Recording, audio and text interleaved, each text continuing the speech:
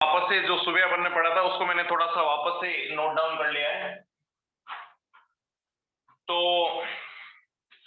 जितना अपन ने ये मॉर्निंग में पढ़ा था, अच्छा बोर्ड क्लियर है क्या? Yes sir. Yes sir. Yes sir. ठीक है, तो अब आई होप कि कोई डिस्टरबेंस नहीं होगा।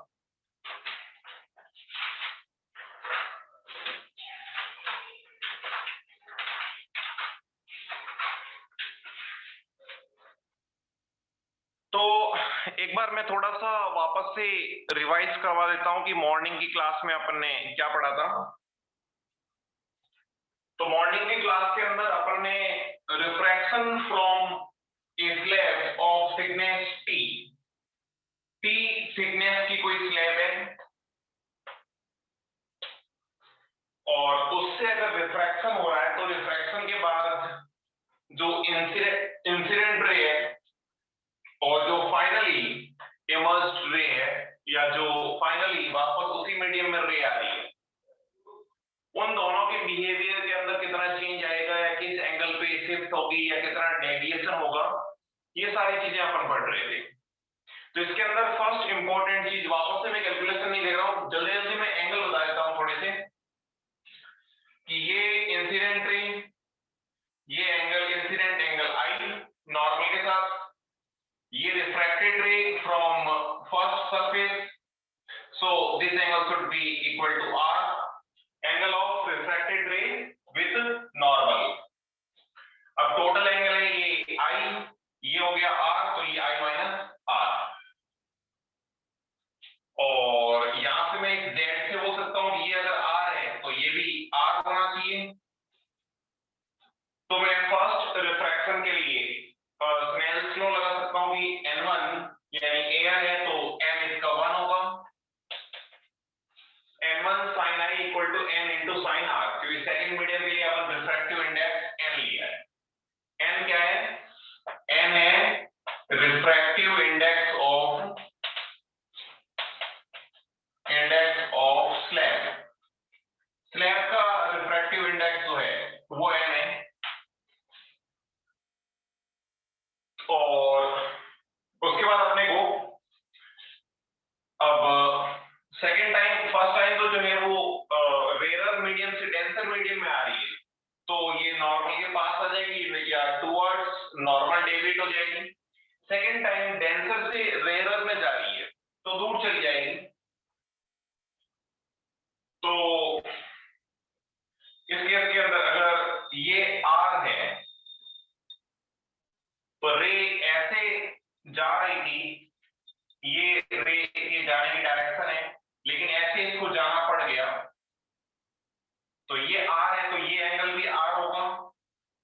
अब अपने को रिफ्रैक्टेड रे यानी रिफ्रैक्टेड रे का नॉर्मल के साथ जो एंगल है ये निकालना था, तो उसके लिए मैं सेकेंड जो रिफ्रैक्टिंग सरफेस है उससे अपन ने स्नेल्स लॉ लगा दिया कि n1 यानी n sin i, तो इंसिडेंट एंगल का काम कौन कर रहा है? r इक्वल टू n2 यानी एयर 1 इंटू साइन थीटा, यानी रिफ्रैक्टेड रे का नॉर्मल के साथ एंगल थीटा, तो वो निकालना था यहां से। तो ये आ गया n into sine r।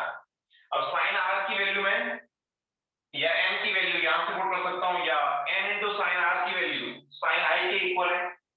n into sine r जो है वो अपने को पता है sine n into sine r sine i के इक्वल है फ्रॉम इक्वेशन 1।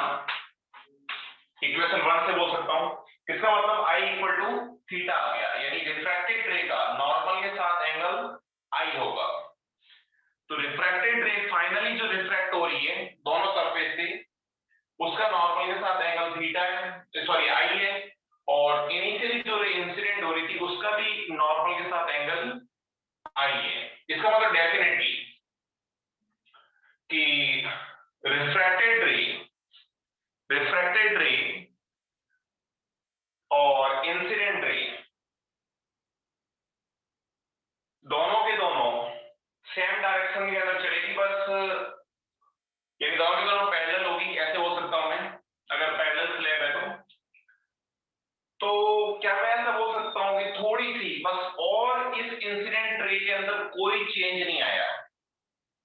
चेंज क्या आया कि थोड़ी सी रे लेटरली शिफ्ट हो गई, मतलब लेटरल शिफ्टिंग हो गई।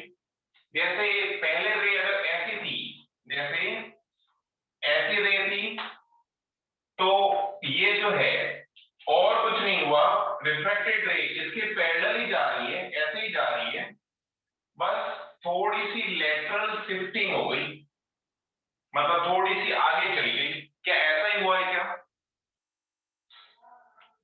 हाँ सर। लॉजिकली सोच के बताओ, ऐसा ही हो रहा है क्या after two refractions? Yes sir. Yes, sir. तो इसको अपन क्या बोलते हैं? Lateral shifting. Lateral shifting. तो अपने को इसके अंदर लेटरल शिफ्टिंग सॉल्व करनी है। अच्छा, लेटरल शिफ्टिंग अपन इसको नहीं बोलेंगे, मतलब बोलेंगे इसी को, लेकिन सॉल्व कैसे करेंगे वो है कि उसकी डायरेक्शन। अब तुम अच्छा मेरे को खुद को लॉजिकली सोच के बताओ, जैसे लेटरल शिफ्टिंग तो बोलेंगे, नो डाउट लेटरल शिफ्टिंग हुई है, लेकिन लेटरल शिफ्टिंग होगी कौन सी ये बताओ। जैसे मेरे कहने का मतलब ये है, जैसे एक रे ऐसे आ रही या ऐसे आ रही, और रिफ्रैक्टेड रे आगे चली गई इतनी, तब तो इन दोनों के बीच में डायरेक्टली डिस्टेंस निकाल सकता हूं कि ये इतनी लेटरल शिफ्टिंग हो गई। लेकिन ये जो इंसिडेंट रे और रिफ्रैक्टेड रे, इन दोनों के बीच में जो डिस्टेंस है, क्या वो डिस्टेंस मेरे को इस फर्स्ट वाली से सेकंड पे नॉर्मल डाल के निकालना पड़ेगा? जो पैरेलल शिफ्टिंग है उसी को अपन क्या बोलेंगे? Lateral shifting. जो रेज की पैरेलल शिफ्टिंग है, पैरेलल शिफ्टिंग ऑफ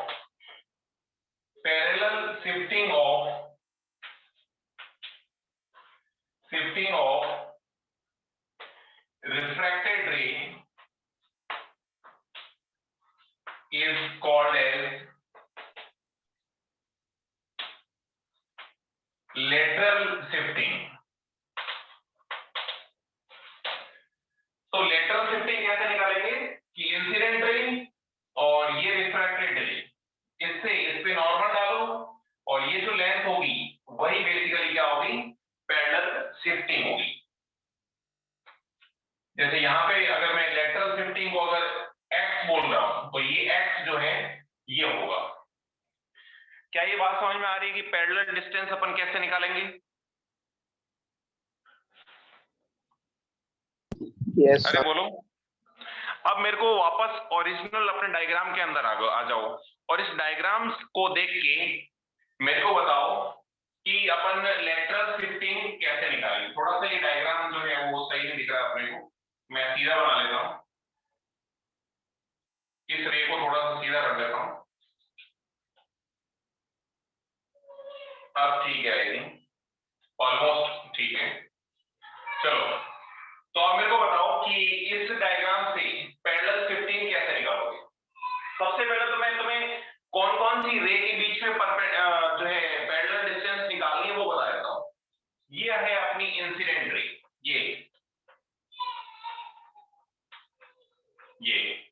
ये अपनी इंसिडेंट रे, और फाइनली रिफ्रैक्टेड रे ये है आपके पास। थोड़ा सा डायग्राम अपने थोड़ा सही नहीं बनाया, बाकी ये दोनों रेस अपने को देखने से पता चल रहा है कि पैरेलल होगी। तो थोड़ा सा मैं इसको इधर बना देता हूं, ज्यादा मोड़ दिया मैंने, इसको मैं ऐसे बना लेता हूं। अब ऑलमोस्ट आई थिंक पैरेलल लग रही है। तो एक तो रे ये हो गई, और एक रे इसको भी थोड़ा इधर कर लेता हूं। बस डायग्राम, मॉर्निंग वाला डायग्राम सही था, अब आई थिंक सही लग रहा है।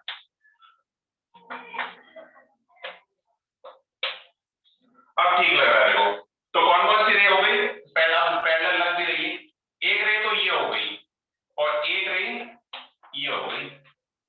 तो इन दोनों के बीच में जो डिस्टेंस होगी उसी को मैं क्या बोलूंगा? Lateral shifting.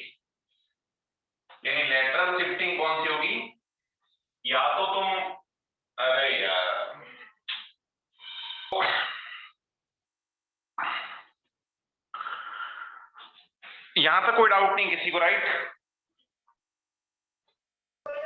हाँ सर। sir, नो हाँ, तो मैं थोड़ा सा वापस से रिकैप कर लेता हूँ कि अपने को ये दो रेज जो पैरेलल रेज है, अपने को एक बात समझ में आ गई, जो इंसिडेंट रे और फाइनली जो रिफ्रैक्टेड रे होगी वो दोनों के दोनों पैरेलल होगी, ये अपने को पता है। अब अपने को इन दोनों के बीच में पैरेलल डिस्टेंस निकालनी है, तो मैं डिस्टेंस कैसे निकालता हूँ? देखो, सबसे पहले ऐसा करता हूँ, ये पॉइंट, इस पॉइंट को मैं ए बोल लेता हूँ, इसको बी बोल लेता हूँ, इसको सी बोल लेता हूँ। ये जो एबीसी ट्रायंगल है, इस एबीसी ट्रायंगल के अंदर जो AB लेंथ है वो तो मेरे को पता है T है, AB लेंथ जो है वो T है, और ये राइट एंगल ट्रायंगल है और ये एंगल R है। तो लॉजिकली सोच के बताओ कि जो AC लेंथ है, हाइपोटेनस, ये AC लेंथ कितनी होगी from triangle ABC? AC length कितनी होगी? AC लेंथ कितनी होगी बताओ? T sec r। क्या T अपॉन cos R हो जाएगी या फिर T sec R हो जाएगी? बोलो। हाँ सर। तो ये आ गई अपने पास T sec R। अब अपने को पैरेलल डिस्टेंस चाहिए, तो मैं यहां से ऐसा करता हूं, इस पे नॉर्मल डालता हूं, इस पे ये नॉर्मल डाल दिया और इस पॉइंट को मैं D बोल लेता हूं। अब मैं कौन सा राइट एंगल ट्रायंगल लेता हूं? ये राइट एंगल ट्रायंगल ले लेता हूं, ACD, from ACD, triangle ACD से अब मेरे को बताओ कि जो CD लेंथ है वो CD लेंथ कितनी होगी? अपने को AC लेंथ पता है, तो इसको AC को AC लेंथ दो अभी, AC की फॉर्म में अपने को ये CD लेंथ चाहिए।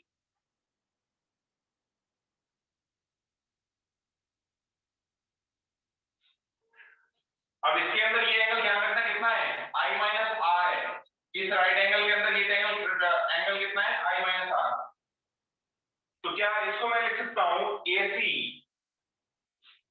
Multiplied by sine I minus R लिख सकता हूं क्या?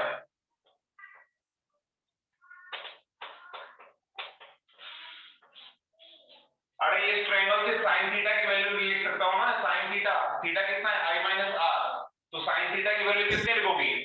CD upon AC। क्या ये बात समझ में आ रही है? हाँ yes, सर। sir, तो एक्चुअली CD जो है वही तो अपनी लेटरल शिफ्टिंग है। तो लेटरल शिफ्टिंग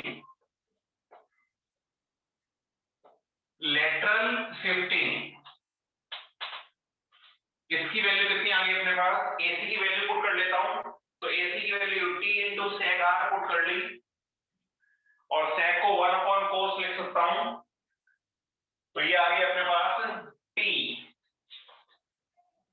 ये लेटरल शिफ्टिंग आ गई, T sine I minus R upon cos R।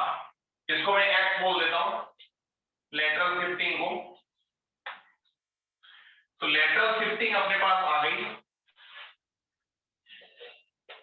T sine I minus R upon cos R। I क्या है? इंसिडेंट एंगल, R क्या है? First time refracted angle, T क्या है? Thickness of slab, X lateral shifting. ये formula अपन ने देखो है ना, तुम एग्जाम के अंदर भी ये क्वेश्चन डेफिनेटली सॉल्व कर सकते हो, डेराइव कर सकते हो, लेकिन एग्जाम के अंदर अपने को जेई मेंस वगैरह में या इनफैक्ट एडवांस में भी कभी कभी टाइम नहीं होता अपने पास, तो ये फॉर्मूला अपने को डायरेक्टली याद होना चाहिए। सुबह शाम ओम नमः शिवाय की जगह यही फॉर्मूला याद करोगे, x equal to t sine I minus r upon cos r, simple formula है, T sine I minus r upon cos r. सुबह शाम 3 बार बोलना, हो जाएगा। किसी को इस डेरिवेशन में किसी को कोई डाउट?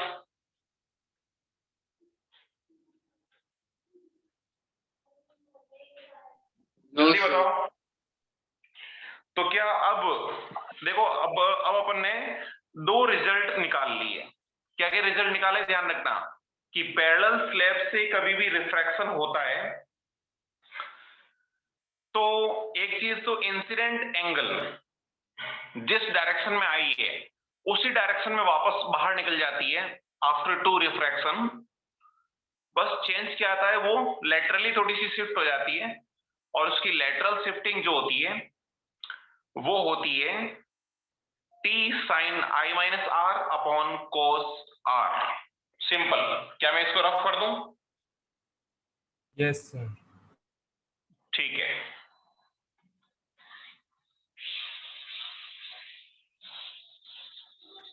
Excuse me sir. क्या वो बोलो? सर इसमें मीडियम चेंज कर दिया तो लैटरल शिफ्टिंग का फॉर्मूला भी चेंज हो जाएगा ना? कौन सा मीडियम चेंज कर दिया तो? यानी वो जैसे वो ग्लास स्लैब एयर मीडियम में था, उसका ऊपर का और नीचे का मीडियम वो एयर था, तो वहाँ पे कोई अदर मीडियम रख दिया तो वहाँ पे वो चेंज हो जाएगा ना लैटरल शिफ्टिंग का फॉर्मूला? अरे यार, कहां से चेंज हो जाएगा? क्या आपने जो अपने पास आंसर है उसके अंदर कहीं पे भी क्या n की वैल्यू आ रही है? क्या n का कोई यूज आ रहा है क्या? No sir. अपने पास जो फाइनल फॉर्मूला आ रहा है लेटरल शिफ्टिंग का, उसके अंदर रिफ्रैक्टिव इंडेक्स आ रहा है क्या?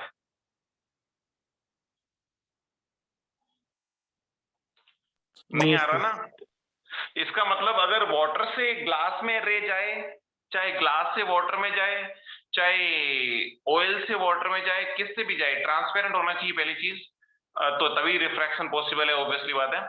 तो उस केस में हमेशा डेफिनेटली हमेशा ऐसा ही होगा कि इंसिडेंट रे और रिफ्रैक्टेड रे आपस में पैरेलल होगी और lateral shifting t sin i minus r upon cos r होगी।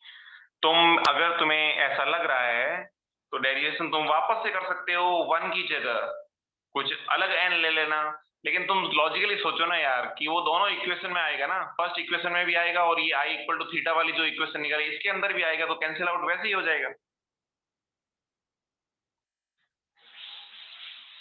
बोलो। Yes sir. Yes sir. तो मैंने बताया ना, कोई चेंज नहीं है।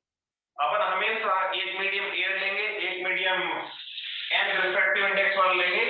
कहीं पे अगर फॉर्मूले के अंदर n आ रहा है तब एयर की जगह दूसरा मीडियम लोगे, तो मैं n की जगह रिलेटिव रिफ्रैक्टिव इंडेक्स ले लूंगा, बाकी कोई चेंज नहीं है। अभी इस फॉर्मूले के अंदर n आ ही नहीं रहा है तो डेफिनेटली रिफ्रैक्टिव इंडेक्स पे पैरेलल शिफ्टिंग या लेटरल शिफ्टिंग डिपेंड ही नहीं करती, और डिपेंड ही नहीं करती तो फिर कोई दिक्कत ही नहीं है। अच्छा, एक और चीज यहां से मैं डायरेक्टली यहीं से सॉल्व कर लेता हूं। इफ देयर आर मल्टीपल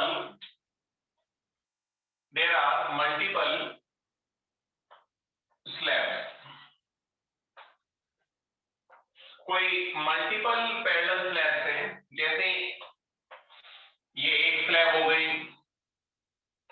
ये दूसरी स्लैब हो गई, सबकी थिकनेस अलग अलग हो सकती है, ये तीसरी स्लैब हो गई, ऐसे बहुत सारी स्लैब है, ये फोर्थ स्लैब हो गई, सबकी थिकनेस लेट से कि ये T1 है, ये T2 है,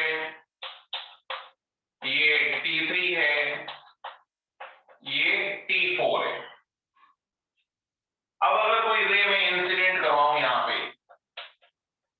तो लेट से कि ये एंगल θ1 है, तो अब जैसे इसका रिफ्रैक्टिव इंडेक्स n1 है, ये n2 है, ये n3 है, ये n4 है, और यहां पे एयर है और यहां पे भी एयर है। तो देखो θ1 जो है अपना लेट से कि इंसिडेंट एंगल है θ1। तो लेट से कि अपन हर बार डेंसर मीडियम में जा रहे हैं, तो हर बार डेंसर मीडियम में जा रहे हैं तो हर बार अपनी जो है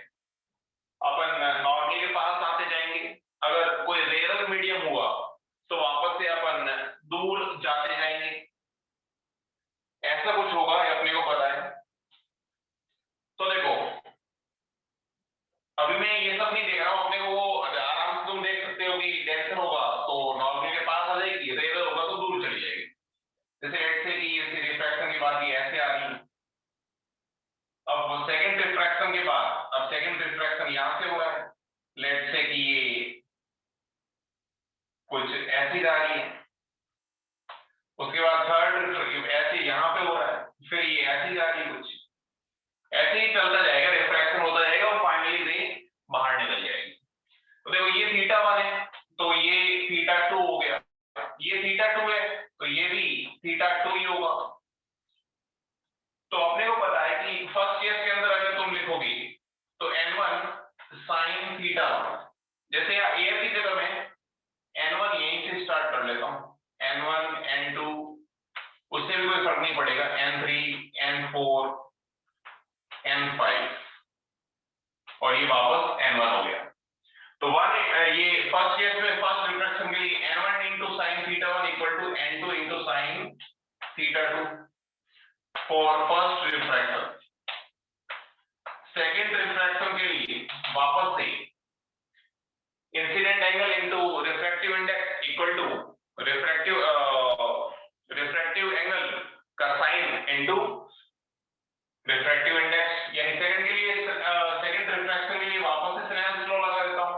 तो सेकंड के लिए n1 का काम कौन करेगा, n2, इंसिडेंट एंगल का काम कौन करेगा, θ2, तो sin θ2 इक्वल टू, अब रिफ्रैक्टेड मीडियम वर्क के लिए n3 into sin θ3।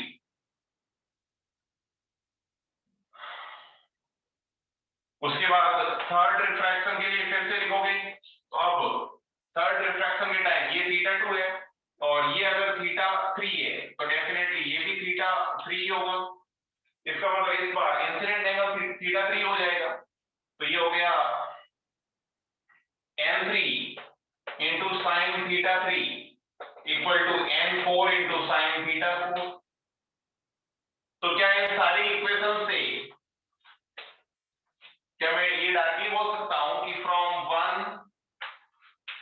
2 and 3 ऐसे सो ऑन चलता जाएगा कि n into sin θ, n1 into sin θ1 equal to n2 into sin θ2 equal to n3 into sin θ3, ऐसे चलता जाएगा। जैसे फर्स्ट और सेकंड को इक्वेट करोगे तो ये दोनों इक्वल है, ये इसके इक्वल है, ये इसके इक्वल है, तो डेफिनेटली ये दोनों इक्वल होने चाहिए, मतलब n1 sin θ1 should be equal to n3 sin θ3 and that is equal to n2 sin θ2।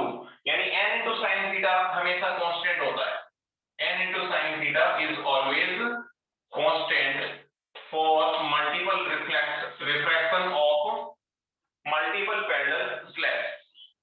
और ये तो अपने लॉजिकली अपन सोच सकते हैं, पहले भी ऐसा ही आएगा। क्या ये मैं जो लिख रहा हूँ ये समझ में आ रहा है कि नहीं आ रहा, या फिर ऐसे ही चुपचाप बैठे हुए हो?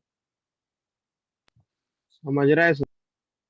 हाँ, अब इसके अंदर जैसे ये 4 स्लैब्स है, जैसे सबका रिफ्रैक्टिव इंडेक्स डिफरेंट है, तो अगर लेटरल शिफ्टिंग पूछेगा तो लेटरल शिफ्टिंग कैसे निकालोगे, टोटल लेटरल शिफ्टिंग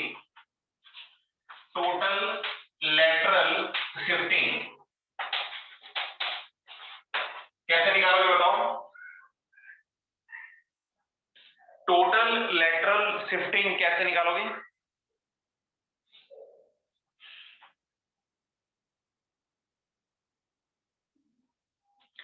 बोलो सर इंडिविजुअल निकाल के ऐड कर देंगे।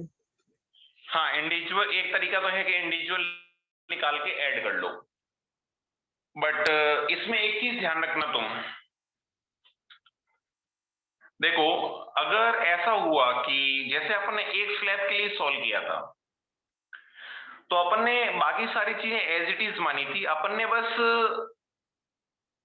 इंसिडेंट रे और रिफ्रैक्टेड रे ये दोनों पैरेलल तब आई थी जब, या उनके बीच में जो लेटरल शिफ्टिंग निकाली थी वो तब निकाली थी जब फर्स्ट वाली जो रे है, फर्स्ट वाले रिफ्रैक्शन के बाद जितनी नॉर्मल की तरफ डेविएट होती है, सेकंड रिफ्रैक्शन के बाद उतनी नॉर्मल से दूर की तरफ डेविएट हो जाती है। मतलब इंसिडेंट एंगल का मीडियम और रिफ्रैक्टेड एंगल का मीडियम, रिफ्रैक्टेड रे का मीडियम सेम है। तो उस केस में अपने को, उस केस में तुम डायरेक्टली फॉर्मूला यूज कर सकते हो, कोई दिक्कत ही नहीं है कि t sin I minus r upon cos r, first के लिए, फिर सेकंड के लिए, फिर थर्ड के लिए, फिर फोर्थ के लिए। लेकिन इसमें ध्यान रखना है कि पैरेलल शिफ्टिंग आगे भी हो सकती है, पीछे भी हो सकती है, वो डिपेंड करता है कि अपन ऐसा तो नहीं हो रहा कि जैसे फर्स्ट केस में तो जैसे n2 is greater than n1 but n3 is less than n2। मतलब ऐसा बोल रहा हूं मैं कि जैसे सपोज n1 रेयर मीडियम है, ये डेंसर मीडियम है, और n3 जो है वो इससे भी डेंसर है। तो फिर क्या होगा, जैसे ये कंटिन्यूसली डेंसर डेंसर डेंसर में कन्वर्ट हो गए और ये फाइनली वापस n1 के इक्वल है, तो फिर लेटरल शिफ्टिंग में कोई चेंज आएगा क्या? मतलब इनका रिफ्रैक्टिव इंडेक्स एक या तो इंक्रीजिंग या डिक्रीजिंग ऑर्डर के अंदर नहीं है, बीच बीच में कभी इंक्रीजिंग हो रहा है, मतलब कभी डेंसर आ रहा है, कभी रेयर आ रहा है, तो उससे कोई फर्क पड़ेगा क्या? Yes sir. हाँ सर, पड़ेगा। उससे फर्क पड़ेगा, तो अपने को इंडिविजुअली फिर अलग अलग सॉल्व करना पड़ेगा। तो थोड़ा सा है ना रे डायग्राम बना के देख लेना कि किस डायरेक्शन में लेटरल शिफ्टिंग हो रही है, मतलब आगे हो रही है या पीछे की तरफ हो रही है, तो उसके टाइप से निकालना। मतलब आगे पीछे का मतलब समझ गए कि जैसे ये रे, ये इंसिडेंट रे, हो सकता है कि रिफ्रैक्टेड रे फर्स्ट रिफ्रैक्शन के बाद तो इतनी आगे शिफ्ट हो जाए और सेकंड रिफ्रैक्शन के बाद वापस इतनी पीछे शिफ्ट हो जाए, तो फिर लेटरल शिफ्टिंग 0 हो जाएगी, और फिर थर्ड रिफ्रैक्शन के बाद वापस इतनी पीछे शिफ्ट हो जाए, तो फिर इफेक्टिवली लेटरल शिफ्टिंग ही इतनी आएगी। समझ रहे हो मेरी बात? यस हाँ सर। सर। तो ये थोड़ा सा रेट, अब जब अपने पास क्वेश्चन आएगा, इसमें कोई फॉर्मूला नहीं है, मैंने एक स्लैब के लिए सॉल्व करना बता दिया तुम्हें। मतलब अपने को पता होना है कि किधर करना है, बाकी अगर अपने को ये पता चल गया किधर शिफ्टिंग करनी है, उसके बाद तो अपन फॉर्मूला लगा सकते हैं, कितनी होगी ये इसके लिए पता कर सकते हैं, लेकिन डायरेक्शन का ध्यान रखना है, आगे होगी या पीछे होगी, तो वो इंडिविजुअली अपने को एक एक स्लैब के लिए सॉल्व करना पड़ेगा। जनरली एग्जाम में अगर क्वेश्चन आएगा तो 2 से ज्यादा स्लैब यूज नहीं करता है वो, एट मैक्स 2 स्लैब यूज करेगा, तो इस टाइप से अपने को थोड़ा सा पता करना पड़ेगा। वो अपन एग्जाम्पल में ही समझ सकते हैं, यहाँ पे समझ नहीं सकते, तो जब अपन एग्जाम्पल करेंगे तब मैं उसको एक्सप्लेन कर दूंगा। यहाँ तो कोई डाउट Sir. किसी को? हाँ बोलो। सर फॉर एग्जांपल अगर दो ग्लास स्लैब भी दिए, मतलब एक ग्लास स्लैब है उसके नीचे वापस से एक और ग्लास स्लैब रखा है, तो दोनों का तो म्यू सेम रहेगा, तो फिर उसमें रिफ्रैक्शन होगा क्या? समझा नहीं मैं, वापस से बोलो। सर अब ये आपने मतलब 4 N2 स्लैब्स का एग्जांपल दिया ना। हाँ, तुम्हारे कहने का मतलब है कि N2 और N3 अगर इक्वल है तो क्या होगा? हाँ सर। अरे यार, N2 और N3 अगर इक्वल है तब तो कोई सेपरेटिंग सरफेस ही नहीं है ना, वो तो एक ही स्लैब की टाइप से काम करेगी। मतलब दो अलग अलग स्लैब्स है लेकिन सर, और वो एक दूसरे के ऊपर रखा हुआ है ऐसा। कोई फर्क नहीं पड़ता, अपने लिए तो वो एक सरफेस है। जब देखो है ना, अपन रिफ्रैक्शन कहां पे करवाएंगे? जहां पे मीडियम चेंज हो रहा हो। हाँ सर। मीडियम चेंज का मतलब रिफ्रैक्टिव इंडेक्स चेंज हो रहा हो। रिफ्रैक्टिव इंडेक्स चेंज नहीं हो रहा है, मटेरियल सेम है, तो कोई फर्क नहीं पड़ता कि उससे कितने भी टुकड़े रख दो, कोई फर्क नहीं पड़ता, रे सीधी की सीधी निकल जाएगी। Okay sir. तो अब फिर अगर ऐसा होता, अगर सेम रिफ्रैक्टिव इंडेक्स के लिए या सेम मटेरियल की अलग अलग लेयर्स के लिए अगर अलग अलग रिफ्रैक्शन होती, तो तुम लॉजिकली सोचो, क्या सेम मटेरियल के लिए और सेम रिफ्रैक्टिव सरफेस के लिए फिर तो मैं ये बोल सकता हूं ना कि जैसे टी थिकनेस की कोई स्लैब है, तो वो तो इनफाइनाइट लेयर्स से बनी है, हाँ सर। लेकिन वो सारी की सारी लेयर्स अपने लिए सेम है, उससे कोई फर्क नहीं पड़ता क्योंकि उसका रिफ्रैक्टिव इंडेक्स सेम है, तो वहां पे डिफरेंट अलग अलग रिफ्रैक्शन होंगे ही नहीं। मतलब जिस ओके सर। जिस डायरेक्शन में एग्जैक्ट आ रही थी वैसे ही वैसे रे चली जाएगी, कोई डिस्टरबेंस नहीं होगा, अपने कहने का मतलब। Okay sir. समझ गए क्या? हाँ सर। तो मैं अभी ऐसे लिख रहा हूं कि total lateral shifting x1 plus x2 plus x3 इस टाइप से अपने को सॉल्व करना, लेकिन ध्यान रखना साइन का ध्यान रखना पड़ेगा इसमें, ठीक है। कोई डाउट किसी को?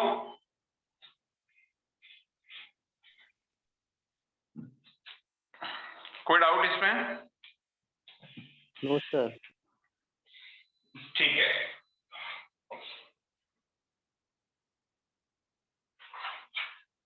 हाँ, अब किसी को डाउट आ सकता है कि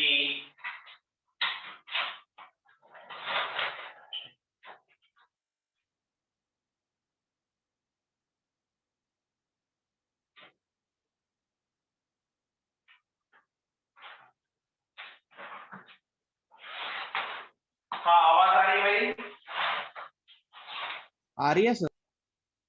हाँ, किसी को ये डाउट आ सकता है कि लेट से कि ये जो अभी अपन ने पैरेलल स्लैब्स देखी है, अगर ये स्लैब्स पैरेलल नहीं होगी, मतलब एक सरफेस तो फ्लैट है और एक सरफेस कुछ ऑब्लिक है यानी टेढ़ी मेढ़ी है, मतलब कुछ इंक्लाइन के प्लेन के टाइप से है, तो फिर क्या होगा बताओ?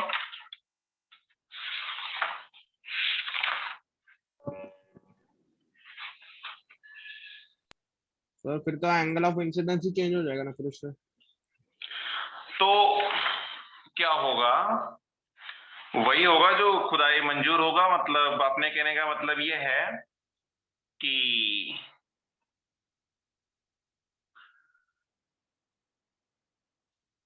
आगे अपन उन्हीं चीजों को अलग से प्रिज्म नाम से पढ़ने वाले हैं। प्रिज्म वर्ड सुना है क्या पहले? हाँ सर। Yes sir. तो तुम कुछ लॉजिकली सोचो ना यार कि जैसे एक सरफेस ऐसी है और एक सरफेस कुछ टेढ़ी मेढ़ी है। जैसे टेढ़ी मेढ़ी क्या मतलब ऐसी हो सकती है, कोना निकला हुआ हो सकता है, तो फिर ऐसी सरफेस को ऐसे जो अपने पास मटेरियल होंगे उनको अपन प्रिज्म बोलते हैं। तो प्रिज्म को इस चैप्टर के अंदर अपन जो है वो अलग से स्टडी करेंगे, तो प्रिज्म के बारे में कंफ्यूज होने की जरूरत नहीं है अपने को।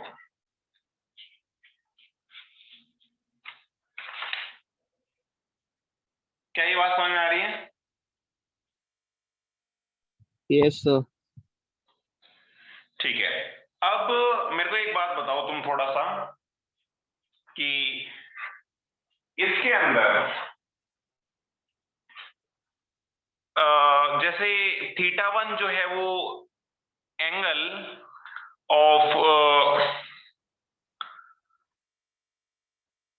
Of refraction, angle of incidence in first medium बोल रहे हैं अपन। तो जो फाइनल रिफ्रैक्टिव एंगल है यानी θ1, θ2, θ3, θ4, θ5, कितने रिफ्रैक्शन हो गए? 1 2 3 4 5। हाँ, θ5 और θ1 के अंदर क्या रिलेशन होगा?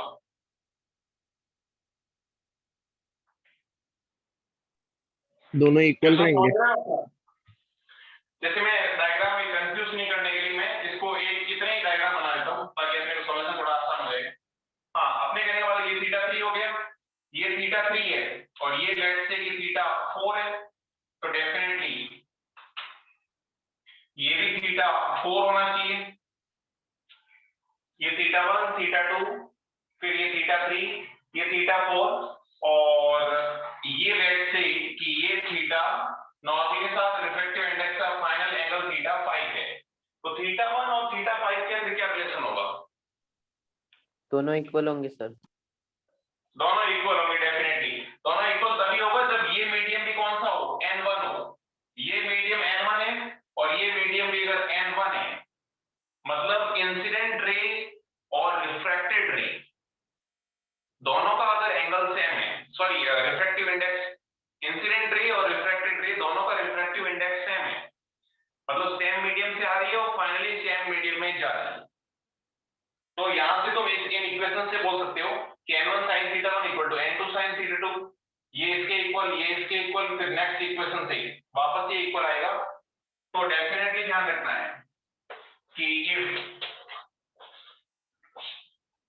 मैं यहीं पे कहाँ लिखूं, मैं नोट डाल के यहीं पे लिख लेता हूं, नोट डाल के लिख लो इसको अलग से कि if a ray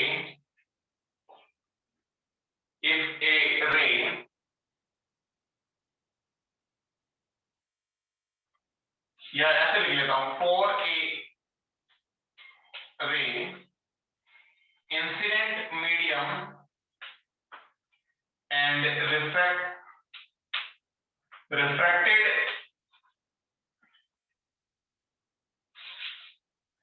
incident medium and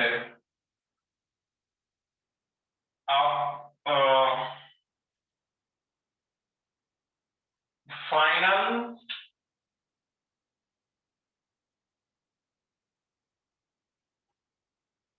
कैसे लिखें इसको, इंसिडेंट और रिफ्रैक्टिव मीडियम लिख लें, आफ्टर मल्टीपल रिफ्लेक्शन लिख लेते हैं, after multiple reflection if initial and final medium is same then angle of incidence should be equal to angle of refraction, ऐसे लिख लेते हैं, ज्यादा सही है। या मैं बोल लेता हूं, तुम नोट डाल के लिख लो इसको, सभी लोग नोट कर लो, मैं बोल लेता हूं, एक नोट डाल के लाइन नोट कर लो। मैं वही चीज यहाँ पे लिख रहा हूँ कि θ1 should be equal to, ये बाद में लिख लेना नोट डालने के बाद, θ1 equal to θ5। बोलो क्या मैं लिख रहे हो तुम? हाँ सर। Yes, sir. sir. हाँ लिख लो।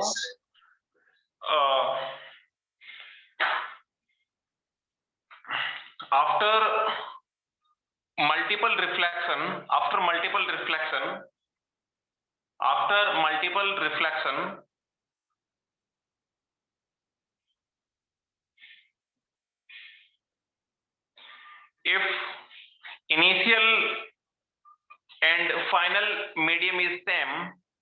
if initial and final medium is same, after multiple refraction after multiple refraction, if initial and final medium is same, then initial angle of incidence bracket में लिख देना θ1 should be equal to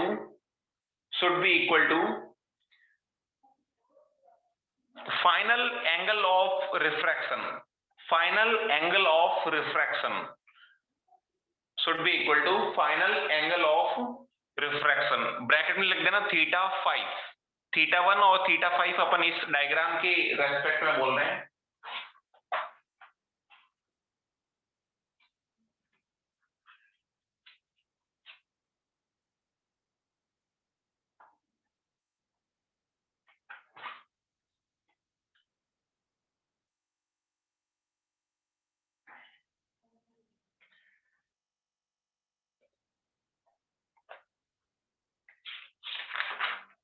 क्या ये बात समझ में आ रही है सबको? हाँ सर। Yes. ठीक है, चलो एक छोटा सा एग्जांपल करते हैं, अपन एग्जांपल ट्राई करते हैं, उसके बाद आगे बढ़ते हैं।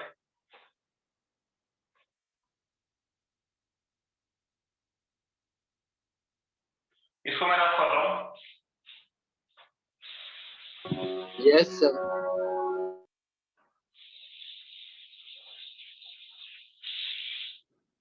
तो देखो बड़ा ही आसान क्वेश्चन एक आईटी के अंदर आया हुआ क्वेश्चन है, वही पूछ लेता हूं मैं।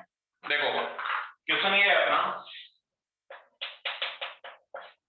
कि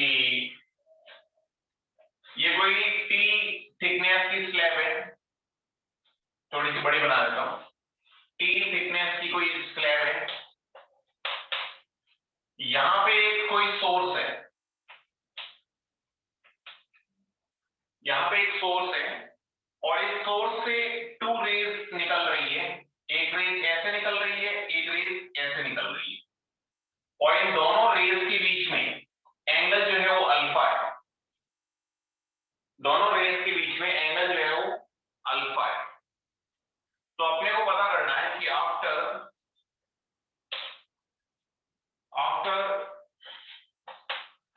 two refraction, angle between both refracted rays, कि जब ये दोनों रिफ्रैक्शन के बाद दोनों रेज के बीच में एंगल कितना होगा? क्या क्वेश्चन समझ में आ रहा है सबको?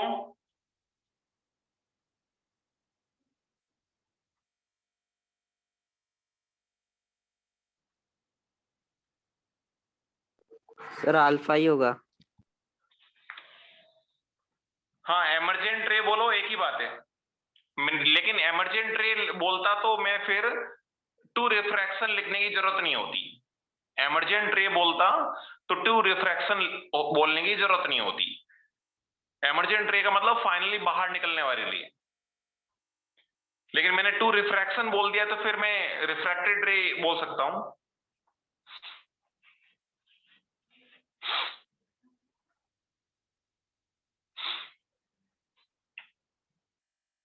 हाँ बताओ कितना होगा? क्वेश्चन समझ में आ रहा है सबको? Yes sir. कितना होगा बताओ? अल्फा। अल्फा होगा। जो अल्फा बता रहे हैं वेरी गुड, सही है। सब लोग ट्राई कर लो फटाफट।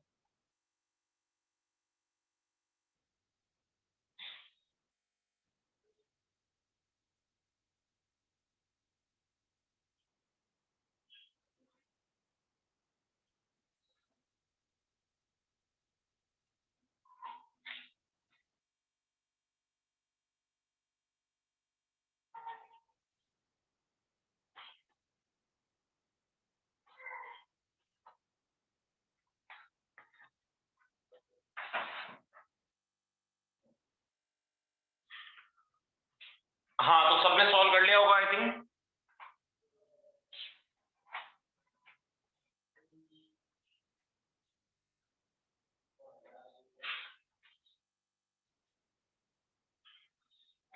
तो बड़ा ही सिंपल क्वेश्चन है। देखो ये रे कुछ अच्छा लॉजिकली सोच के बताओ कि जैसे इसका मीडियम लेट, इसका रिफ्रैक्टिव इंडेक्स लेट से n है और ये एयर है, कुछ भी मान सकते हो। अब मेरे को ये बताओ, फर्स्ट रिफ्रैक्शन करवाते हैं दोनों का, रे डायग्राम बनाते हैं, उससे अपने को साइज आइडिया लग जाएगा। तो नॉर्मल के साथ इस इंसिडेंट रे का जो एंगल है वो कुछ थीटा है, और ये डेंसर मीडियम के अंदर जा रही है, और वैसे सिमेट्री से मैं बोल सकता हूँ कि थीटा की वैल्यू भी अगर कभी निकालने की जरूरत पड़ी तो थीटा की वैल्यू कितनी होगी सिमेट्री से बताओ? अल्फा बाई टू ठीक है, बट जरूरत नहीं है अभी। तो ये डेंसर मीडियम में जा रही है, मतलब रिफ्रैक्टेड रे थोड़ी सी इसके पास में आ जाएगी, नॉर्मल के पास में आ जाएगी। लेट्स से कि ये यहाँ पे आ गई, और इसका रिफ्रैक्टिव जो है इसका ये एंगल लेट्स से कि आई है, और ये एंगल आर हो गया। ऐसे कैसे इसकी भी करवा सकते हो, ये रे भी नॉर्मल के पास में आ जाएगी, तो ये रे यहाँ पहुंच गई, और वही सेम रे की बात कर रहे हैं, तो इसका इंसिडेंट एंगल ये एंगल आई है, तो ये एंगल भी आई है।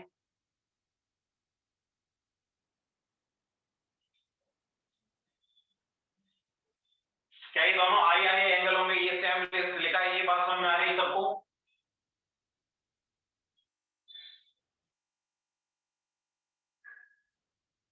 अरे बोलो, ये जो आई लिखा है वो समझ में आ रहा है नहीं आ रहा? Yes sir. यस सर समझ आ रहा है। अब दोनों का ये जो है ये एंगल आर है, तो ये भी नॉर्मल के साथ एंगल आर हो जाएगा। फिर वापस ये रेयर मीडियम में जा रही है, तो वापस से ये जो है नॉर्मल से दूर चली जाएगी, मतलब ऐसे चली गई,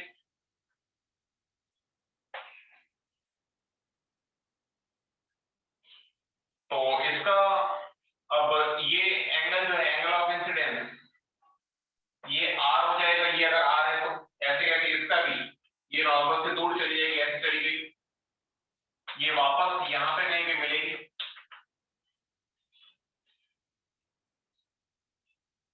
तो बाकी चीजों से तो मेरे को मतलब नहीं है, ये सब अपन बेमतलब मैं ऐसे ही अपन ये तुम्हें लग रहा होगा कि टाइम पास क्यों कर रहे हो। एक चीज बताओ मेरे को कि वापस जिस मीडियम से रे आ रही है उसी मीडियम में वापस आ रही है, तो क्या ये एंगल अगर आई है तो क्या ये एंगल भी आई होगा? हाँ सर। ऐसे कैसे जिस मीडियम से रे आ रही है उसी मीडियम में रे जा रही है, तो क्या ये एंगल भी आई होगा? Yes sir. बस अपना काम खत्म हो गया कि जिस डायरेक्शन में ये इनिशियली चली थी उसी डायरेक्शन में अब आगे चल रही है, इसका मतलब पीछे बढ़ाओगे तो क्या इनके बीच में एंगल अल्फा ही आएगा? Yes sir. तो आंसर हो गया अपना अल्फा। कुछ कैलकुलेशन की जरूरत नहीं है, ये आईटी जेई के अंदर आया हुआ क्वेश्चन है, तो बड़ा ही सिंपल सा क्वेश्चन है, इसके अंदर कैलकुलेशन कुछ भी नहीं करनी थी, बस अपने को लॉजिक लगाना था कि कैसे होता है। सर हाँ बोलो। सर रे सिमेट्रिक इंसिडेंट हो रही है ऐसा गिवन है क्या? चलो मैं मान लेता हूं कि नहीं गिवन है, लेकिन अपने को ये तो गिवन है ना कि दोनों रेस के बीच में एंगल अल्फा है।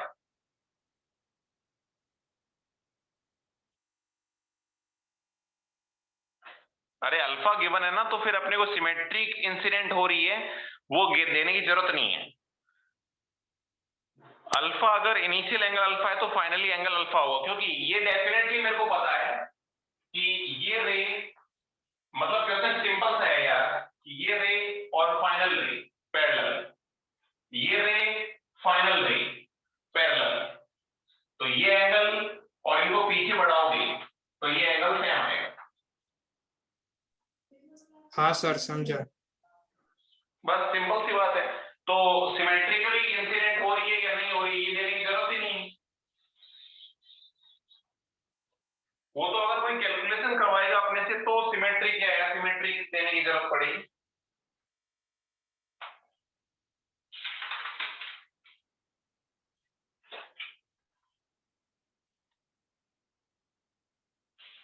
चलो एक और एग्जांपल करता हूं, इसमें मैं लैंग्वेज बाद में लिखता हूं, पहले डायग्राम बना लेता हूं।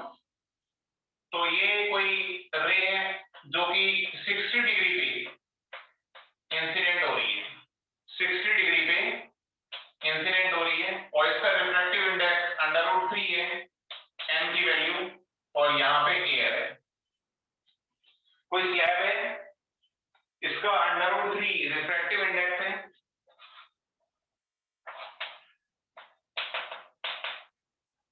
स्लैब के लिए, और ये एयर है, 60 डिग्री पे इंसिडेंट हो रही है। अपने को ये गिवन है कि ray travels 5 metre in the slab,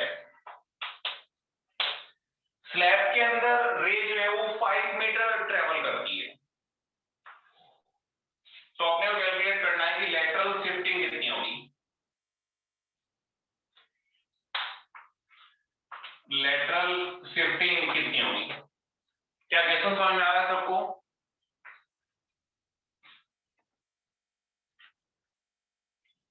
रे जो है, अपने को स्लैब की थिकनेस गिवन नहीं है, अपने को ये गिवन है कि रे जो है वो 5 मीटर स्लैब के अंदर ट्रेवल करती है,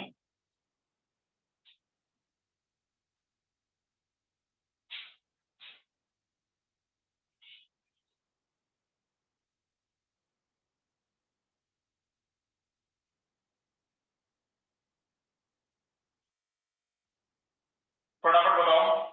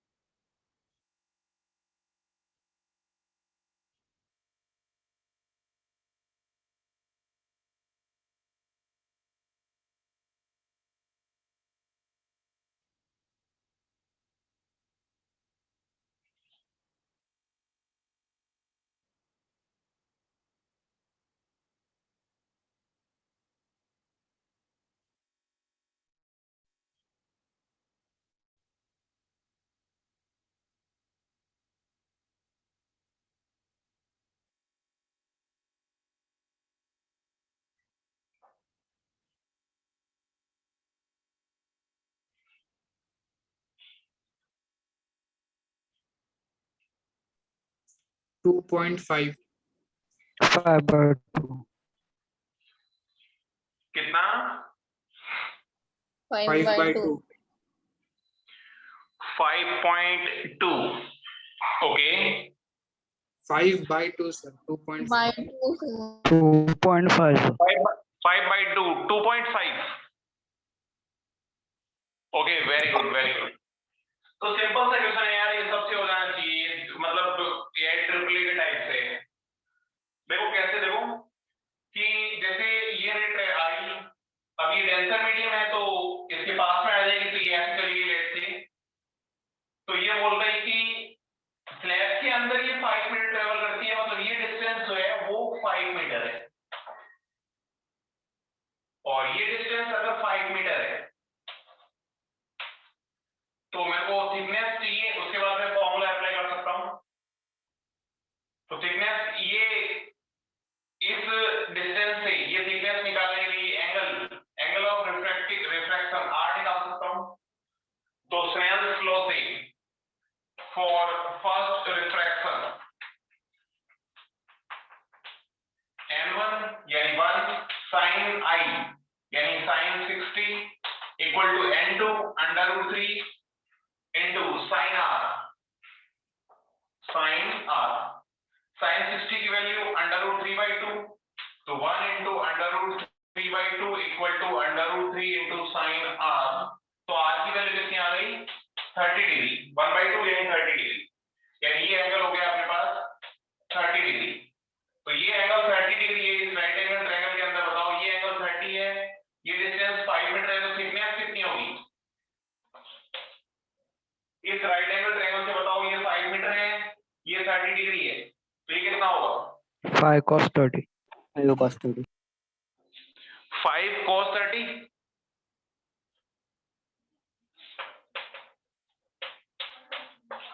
कितना हो गया? अरे ये 5 cos 30 कैसे लिखा, समझ में आ रहा है सबको? Yes, sir. yes sir. 5 into cos 30 का मतलब √3/2, यानी थिकनेस आ गई इसकी t, 5 into √3/2। फॉर्मूला लगा सकते हैं कि जो लेटरल शिफ्टिंग होती है वो होती है t sin i minus r upon cos r, t 5 √3/2 sin i है 60, r है 30, तो 60 minus 30 30 sin 30 1/2 upon cos r है 30, cos r का मतलब √3/2,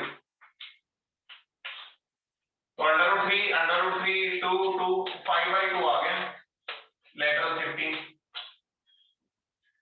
तो बड़ा ही सिंपल सा क्वेश्चन था, कोई डाउट किसी को?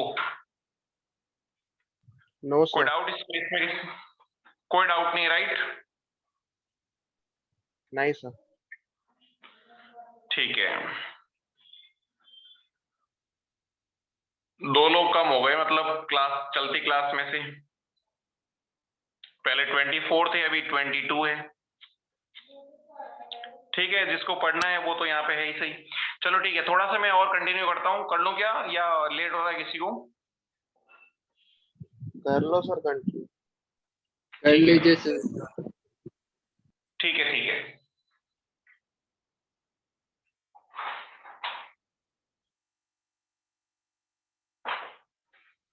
तो अगर तुम्हें याद है तो अपन ने ना इस चैप्टर को कैसे स्टार्ट किया था। इस चैप्टर को पहले रिफ्लेक्शन पढ़ा था, रिफ्लेक्शन के 2 पार्ट थे कि प्लेन सरफेस से फिर कर्व्ड सरफेस से, यानी मिरर से देखा था। उसके बाद यहाँ पे रिफ्रैक्शन के अंदर अभी अपन रिफ्रैक्शन की बेसिक चीजें देख रहे थे। रिफ्रैक्शन फ्रॉम प्लेन सरफेस क्या होगा, स्नेल्स लॉ के बारे में पढ़ रहे थे या पैरेलल स्लैब से, उस टाइप से पढ़ रहे थे। अब अपन एक्चुअली रिफ्रैक्शन का इमेज कैसे बनता है, प्लेन सरफेस से जो रिफ्रैक्शन होता है उसका इमेज कैसे बनता है उसको अपने को स्टडी करना है, या इमेज कितना दूर बनता है ये अपने को स्टडी करना है। और ये बहुत इंपॉर्टेंट है, ये समझ लेना। प्लेन सरफेस से रिफ्रैक्शन का क्वेश्चन आता है तो यहां से आने के चांसेस बहुत ज्यादा होते हैं। तो नेक्स्ट स्टडी है अपनी image formation. Image formation for refraction from plane surface. Plane surface से रिफ्रैक्शन के बाद इमेज कैसे फॉर्म करते हैं उसको अपने को स्टडी करना है। कोई डाउट इसमें? चलो यहां तक कोई डाउट किसी को? No sir. सर ठीक है, तो देखो सीधा मैं डायग्राम बना रहा हूं, देखो उसके बाद इसको समझिए।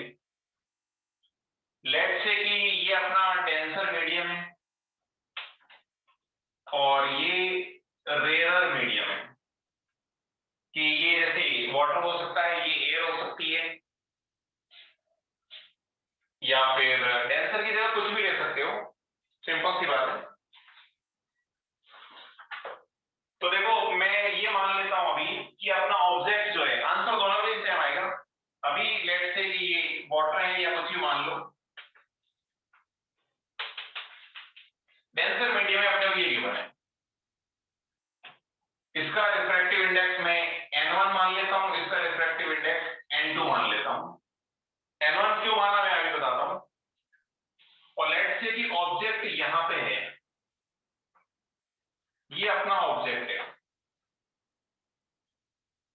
अब इसको यहां से कोई ऑब्जर्वर देख रहा है, यहां से कोई देख रहा है, ये अपना ऑब्जर्वर है। मतलब अपन ऐसी बात कर रहे हैं कि पानी है या कोई भी डेंसर मीडियम है, उसके अंदर कोई ऑब्जेक्ट पड़ा हुआ है और मैं बाहर से देख रहा हूं, यानी ऑब्जेक्ट से रेज जो आ रही है रिफ्रैक्शन के बाद, उन रेज की बात कर रही है। तो एक चीज बताओ मेरे को कि इमेज बनाना है अपने को, तो अगर तुम्हें याद है तो मैंने जब इमेज और ऑब्जेक्ट की डेफिनेशन बताई थी तो मैंने रिफ्लेक्शन और रिफ्रैक्शन दोनों के लिए बताई थी। बताओ रिफ्रैक्शन के लिए इमेज की डेफिनेशन क्या होगी? इमेज किसको बोलोगे? intersection of reflected rays. Very good, intersection point of intersection यहाँ पे इंटरसेक्ट करते हैं। हाँ वेरी गुड, कि रिफ्रैक्टिव रेज का जो इंटरसेक्टिव पॉइंट होगा उसको अपन क्या बोलेंगे? इमेज। और इंसिडेंट रे का वो तो सिंपल सी बात है, ऑब्जेक्ट को तो अपन पहले डिफाइन कर चुके हैं। ऑब्जेक्ट का मतलब वही जैसे अपन रिफ्लेक्शन में डिफाइन किया था कि इंटरसेक्टिंग पॉइंट ऑफ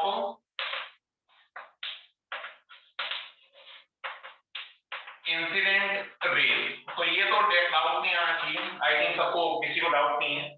चलो, और जैसे वहां पे मिरर के अंदर अपन सारी डिस्टेंस पोल से मेजर करते थे, कैसे कैसे यहाँ पे भी सारी डिस्टेंस पोल या फिर यहाँ पे कैलकुलेशन जैसे मैंने बताया था, अपन इंटरसेक्टिंग जो सरफेस है जहां पे मीडियम चेंज हो रहा है, यही अपने लिए पोल का काम करेगा। तो जो सेपरेटिंग सरफेस है सारी डिस्टेंस अपन वहीं से मानोगे। तो सोच के बताओ कि इस इंटरसेक्टिंग सरफेस से ऑब्जेक्ट की डिस्टेंस होगी, उसको किससे लिखोगे? यू यू से। यू हाँ यू यू यू यू लिख दिया। तो इस सरफेस से ये समझ लो कि ये अपना ओरिजिन है 0,0, ये एक्सिस, पूरी एक्सिस ये ओरिजिन है, इसके डिस्टेंस ऊपर। अब सोचो ऑब्जेक्ट यहां पे है तो इंसिडेंट रे, जैसे ये एक इंसिडेंट रे करवाता हूं मैं, ये रे इंसिडेंट करवाता हूं, ये इसके मैंने परपेंडिकुलर इंसिडेंट करवा दी। अच्छा परपेंडिकुलर इंसिडेंट होगी तो इसका इस रे का इंसिडेंट एंगल कितना है? 0 0 तो क्या इसका रिफ्रैक्टिव एंगल भी 0 होगा? इसका मतलब क्या ये नॉर्मली पास कर जाएगी? हाँ सर। Yes sir. इसके लिए मेरे को पता है कि ये नॉर्मल इंसिडेंस है या नॉर्मल इंसिडेंट रे है। तो इसके लिए जो आई होगा वो 0 हो जाएगा, तो आर भी 0 होना चाहिए, क्योंकि अपने को पता है कि n1 sin theta 1 equal to n2 sin theta 2 होता है। तो रिफ्रैक्शन के अंदर भी ध्यान रखना, जो रे नॉर्मली इंसिडेंट करेगी वो सीधी की सीधी निकल जाएगी, मतलब नॉर्मली निकल जाएगी उस सरफेस की, सेपरेटिंग सरफेस। अब मेरे को इमेज बनाना है तो एक और रे बनानी पड़ेगी। लेट्स से कि ये कोई रे जा रही है।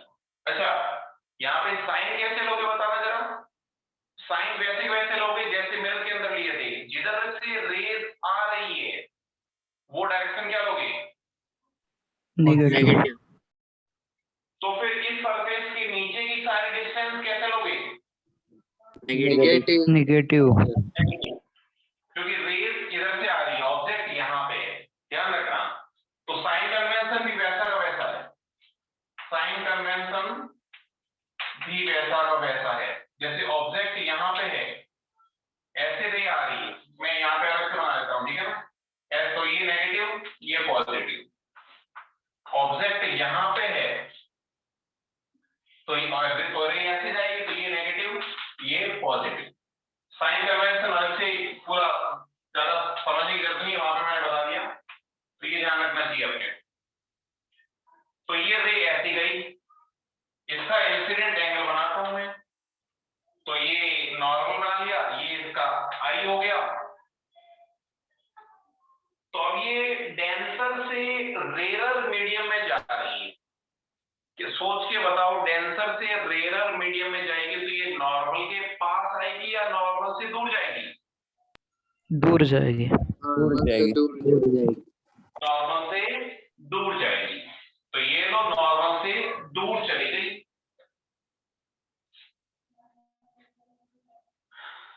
तो फिर तो क्या है, ये रे और ये रे कभी मिलेगी क्या?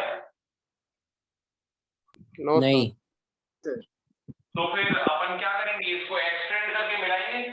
अपने को ऐसा जो है एपियर होगा या मिलती हुई एपियर होगी, तो इसको मैं पीछे एक्सटेंड कर देता हूं।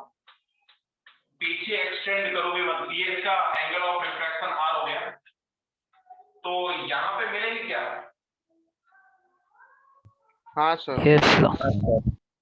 तो क्या यही अपना इमेज है? Yes sir. तो ये बन गया अपने पास इमेज, ये ऑब्जेक्ट था, ये इमेज बन गया। तो इमेज की इस सरफेस से जो लेंथ होगी उसको क्या बोलूंगा मैं? बी।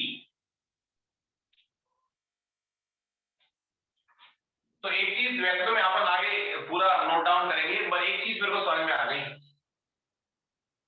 कि अगर अपन रेरर मीडियम से डेंसर मीडियम के अंदर कोई पड़ी ऑब्जेक्ट को देखें, रेरर मीडियम से डेंसर मीडियम के अंदर पड़ी कोई ऑब्जेक्ट को देखें, तो ऑब्जेक्ट अपने को थोड़ी सी ऊपर उठी हुई लगती है।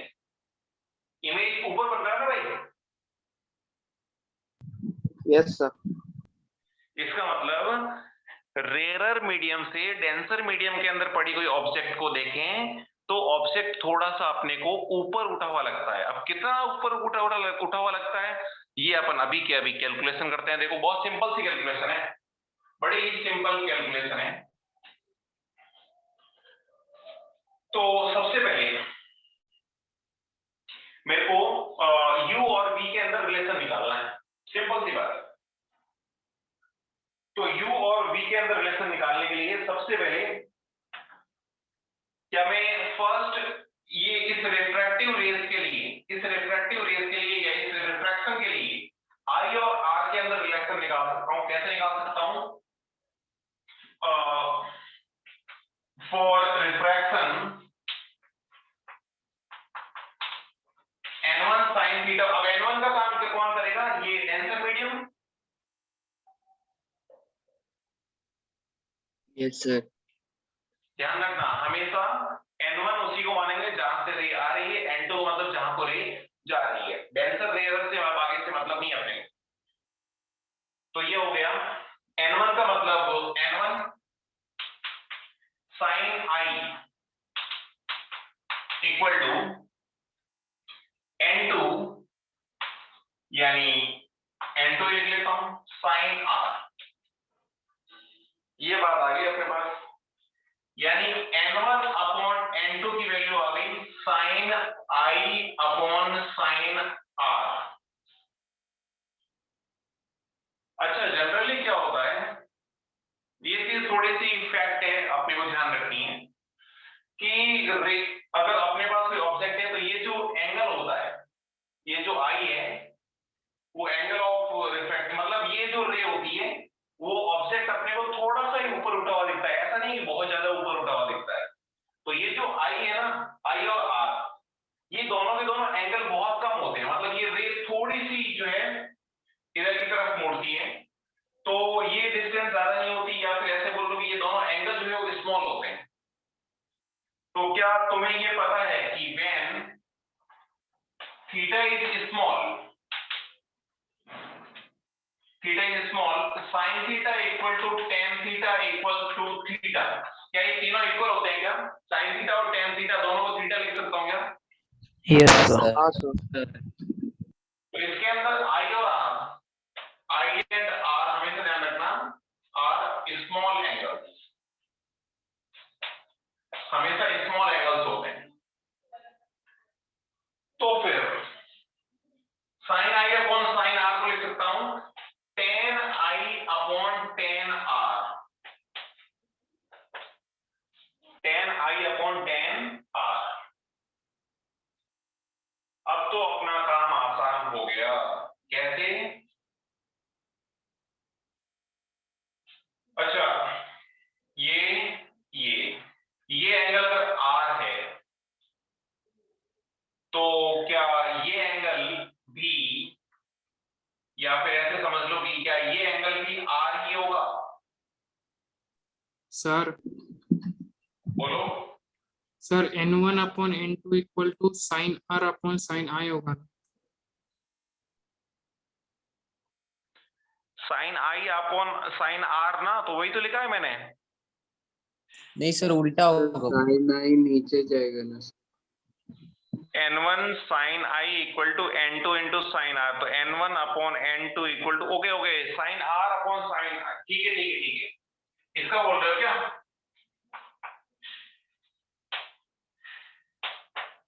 अब ठीक है।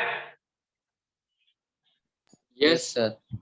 हाँ, Yes, वो तो sir. थोड़ा सा कैलकुलेशन ध्यान रख सकते हो, कॉन्सेप्ट पे ध्यान दो तुम लोग। अब मेरे को बताओ कि अगर ये एंगल r है तो क्या ये एंगल भी r ही होगा? हाँ सर। तो अब इस राइट एंगल ट्रायंगल से, इस राइट एंगल ट्रायंगल से लेट्स से कि इसको मैं ए बी बोल लेता हूं, ये ए और बी, इस लेंथ को ए बी बोल देना। तो इस राइट एंगल ट्रायंगल से tan थीटा की वैल्यू निकालो, tan r की वैल्यू निकालो।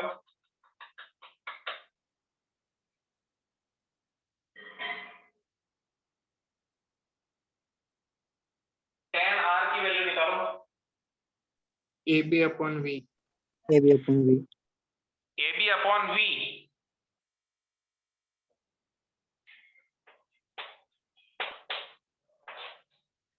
ऐसे कैसे? इस राइट एंगल ट्रायंगल से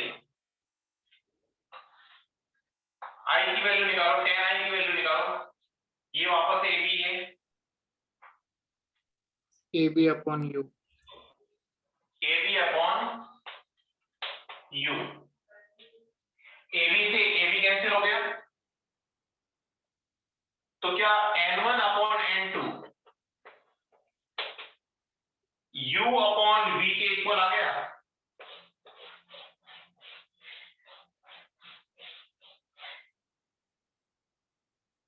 बोलो। Yes sir. N1 upon N2 U upon V के इक्वल आ गया, या तो ऐसे ध्यान रख लो या फिर ऐसे ध्यान रख लो कि N2 upon V equal to N1 upon U, N2 upon V equal to N1 upon U, ऐसे ध्यान रख लो, या फिर N1 upon N2 equal to U upon V, ऐसे ध्यान रख लो। यहाँ पे इस फॉर्मूले के अंदर वैल्यू विद साइन पुट करनी है। इसका मतलब बड़ा ही आसान है, बड़ा ही आसान फॉर्मूला मिल गया अपने को इमेज बनाने का। वहां पे तो मिरर फॉर्मूले के अंदर तो बहुत कॉम्प्लिकेटेड फॉर्मूला था, मतलब वो भी ज्यादा कॉम्प्लिकेटेड नहीं था, 1 upon f equal to 1 upon u plus 1 upon v था। लेकिन यहाँ पे तो और भी आसान मिल गया कि N1 upon N2 equal to U अपॉन V। U क्या है बताऊं? Object distance. ऑब्जेक्ट की डिस्टेंस, V इमेज की डिस्टेंस, N1 उस मीडियम का रिफ्रैक्टिव इंडेक्स जहां से रे आ रही है या आती हुई अपीयर हो रही है, N2 उस मीडियम का रिफ्रैक्टिव इंडेक्स जहां को रे जा रही है या जाती हुई अपीयर हो रही है। क्या ये बात समझ में आ रही है? Yes sir. तो बताओ इस डेरिवेशन में किसी को कोई डाउट? No sir.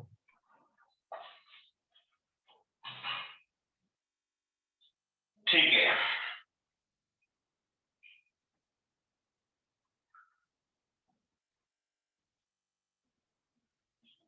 चलो तो इस पे बेस्ड अपन एग्जांपल नेक्स्ट क्लास में करें क्या? Yes sir. यस चलेगा तो ये बड़ा ही इंपॉर्टेंट फॉर्मूला है, ये अपने को ध्यान रखना है। बाकी अपन नेक्स्ट क्लास में देखते हैं।